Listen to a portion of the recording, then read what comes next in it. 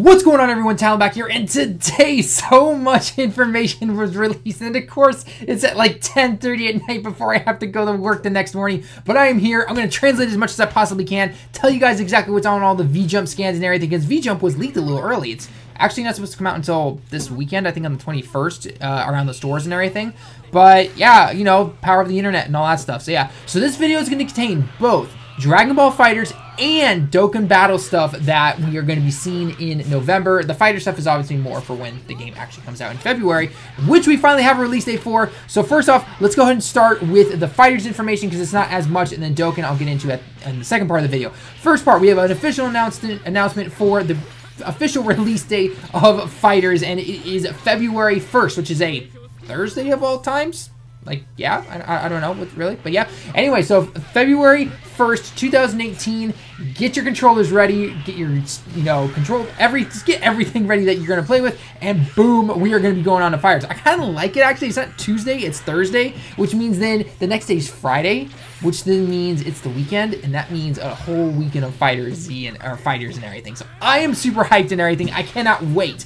And a little bit on the lesser hype for me personally, maybe some other people like this, is the two new characters just got announced. Now, I don't know if this means that there are going to be more characters, if this means that the roster is going to be actually bigger, or what it might potentially mean with free updates and everything, because if you've played any Arc System games, the roster might come out in one, situation where it's like 18 characters or something like that, and then over time, they just allow you to unlock it for free and everything. Or if you want to pay like $1.99, you can unlock the character that way, but there's none of this, loot crates or anything like that. Don't worry about that stuff. It's not going to happen with BlazBlue, okay?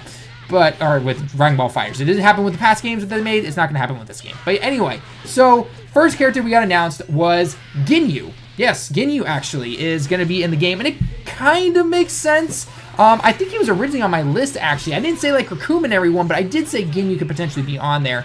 So I'll have to go back and look at it if I did put him on there. Or maybe it's in the maybe category.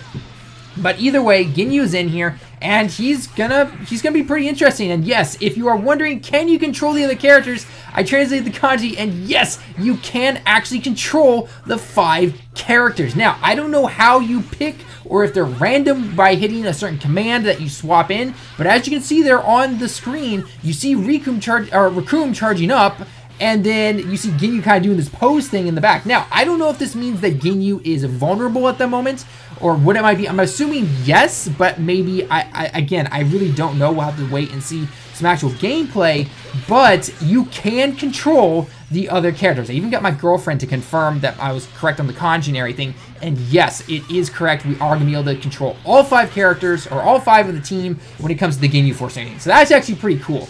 His Ultra Super move, Hisatsuwaza, if you see the kanji there at the bottom, is body transfer, okay? He transfers his body, and then, you switch with whoever you're playing. He happens to be doing it to Goku Super Saiyan Blue right there. So, and if you actually notice a little detail now, your character, when you start to take damage, you actually see some of the damage. Like, you see it on his body armor and everything. So that's pretty cool to see right there. And actually, Game Informer was kind of going about that with their kind of monthly thing that they're doing with fighters now. So, but that is pretty cool. So I'm all for that. Ginyu, definitely looking to try out. At least he's not going to be my main by any means, but I'll definitely try him out. He's pretty cool.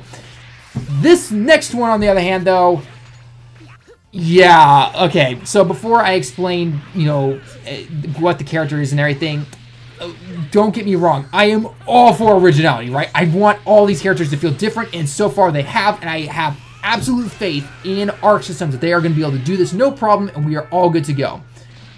But they are on record for saying that they are looking at a combination of characters that are popular and that are going to bring a unique moveset to the game, right? We don't want clones of every character. Like, obviously, we don't want that stuff. And so far, we don't. We really don't. Even Super Saiyan Blue Goku and normal Super Saiyan Goku, they play to them completely different, just looking at their gameplay and everything. And I can't wait to try out Super Saiyan Vegeta, personally, compared to just Super Saiyan Vegeta. They're going to look pretty cool.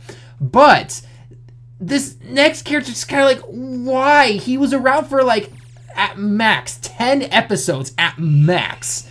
And now, this. Yes, you are seeing it correctly. Nappa is the next character. Why exactly? I honestly don't know. And be honest with yourself, would you rather have Nappa or at least somebody else, because you have to keep in mind, again, I don't know how big the character roster is. It's not going to be Xenoverse size, right? We know that for a fact. But at the same time, it's just like, you guys could have announced anybody else, but you picked Nappa of all people. Why? There is no point. You could easily find somebody else to be the big bulking guy, right? Like if you look at the kanji that describes him, he's basically a slow, bulky, tough guy, right? That's what he is. You look at all the kanji right there and it says tough, slow, and it's just like, why Nappa of all people? So I'm not gonna rant anymore though. I don't see why. So anyway, again though, he's going to be focusing more on the power and the technique, it seems.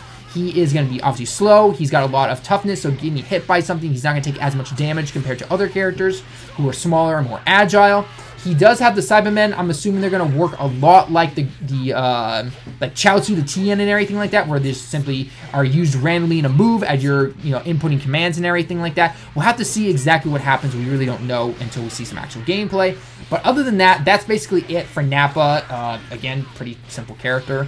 But yeah, so anyway, so that's everything in terms of fighters. Again, the biggest update right there is the fact that we have an actual release date. In terms of the open beta, it's supposed to be somewhere in January. I don't know when exactly. When that exact date comes out, I'll let you know. And when the details come out on how to get into the open beta, I'll let you know as well. If it gets updated by tomorrow morning, though, because I am about to go to bed after I upload these videos and everything, then hopefully we'll be able to see, I'll let you know in the comments, or I'll update you on Twitter, so make sure you follow me on Twitter and everything like that, okay? Now, for the second half of this video is the Dokkan news. It looks like we are getting kind of like a limit breaker-like thing from Blazing, Naruto Blazing, that other mobile game. So if you're looking at the article currently right now on the screen, you will see Super Saiyan Agility, Super Saiyan 3 Goku, which, let's face it, not many people use anymore, right? People really don't use them that much. But there is some interesting stuff to look at right here, and it is in the up above part, okay? So on the left side, okay, the left center side, and then going down, this is where all the important information comes, okay? So first off, your max level can go up to 140 now. So he's not a LR status, but he's right below it, right? He's above that 120, but below that 150. So it's 140 for the max level, and your super level can go up to 15. Now, keep in mind, though, if you actually have held onto some of these cards, you could technically, I guess, awaken another one all the way up to level 140, and then feed him into this one. Otherwise, you're going to have to use old Kais, right? It's just like the it's literally just like the Super Strike cards, right? You get one Super Strike card up to SA10, you get another up to SA5, you feed the SA5 one into the SA10 one to get SA15, and that's how you're going to do it, okay? Now, one thing it does say here in the kanji is that the official awakening term is basically Kyoken Zetto Kakusei, okay? Which is kind of like Ultra Z Awakening, I guess, or something like that. I'm not really sure what they're going to call it. So, and then it says, what's really weird down here is that it says, or sorry, it's not, I guess the technical term is limited Z Awakening is kind of the way you literally translate it, okay? So then a little bit over to the right of it, it says Skilu mo Henkashi, okay? Henkashi means to change.